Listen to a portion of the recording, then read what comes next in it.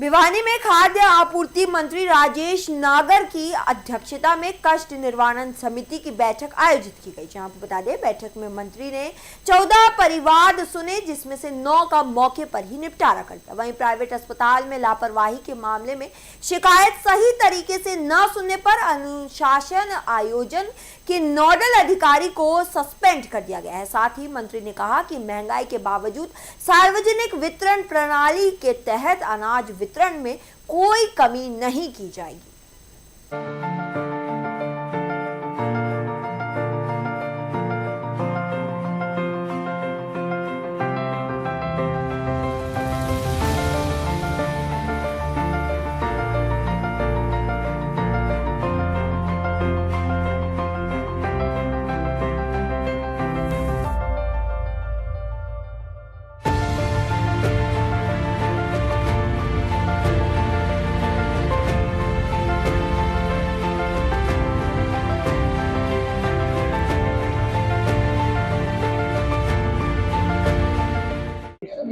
किस तरह की कार्रवाई?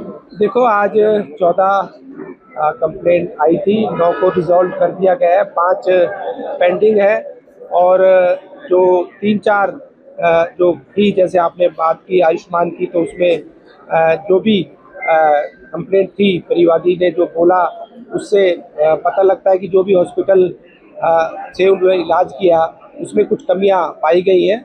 तो उसकी को सीएमओ साहब को और डीसी साहब के नेतृत्व में एक कमेटी बनाई गई है और अगर उनके कोई दोष पाया गया तो उनके खिलाफ भी एक कार्रवाई की जाएगी और एक अधिकारी को भी निलंबित किया गया जब तक वो पूरी उसकी इंक्वायरी नहीं हो जाती।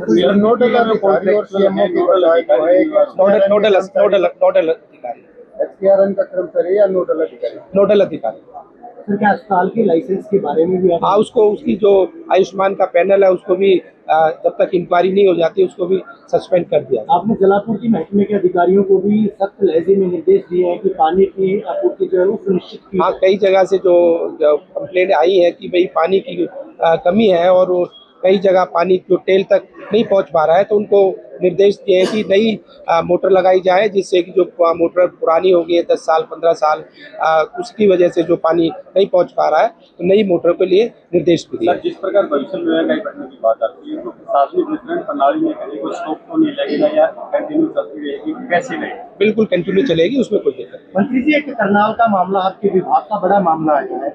करनाल की जिले की कई चावल मिलों से सरकारी धान गायब है।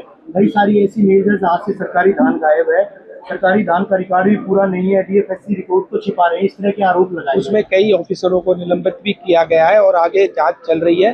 अगर कोई और उसमें दोषी पाया जाएगा उन पे भी कार्रवाई होगी। गेहूं के 5000 कट्टे भी गायब है कुंजपुरा की मिल से। कुंजपुरा का जो वहाँ पर जो सेंटर बनाया, मैंने जैसे पहले बताया, कई अधिकारियों को निलंबित भी किया गया और उनके ऊपर एफआईआर भी की गई है और आगे भी कुछ अगर कुछ पाया जाएगा उन पर जांच होगी। सर, आपके डिपार्टमेंट के सार्वजनिक वितरण प्रणाली के जो काम हो रही है उनको बेहतर करने के लिए क्या क्या नए प्रयोग किए जाएंगे? देखो, जैसे कि हमने एक डेट फिक्स कर दी है हर महीने की 10 तारीख, जो पहले होता था कि पूरे महीने में ही राशन डिपो होल्डर्स बांटते थे, अब हमने हर महीने की 10 तारीख तक कि उससे पहले ही सभी उपभोक्ताओं को राशन दिया जाएगा, वो फिक्स कर दिया।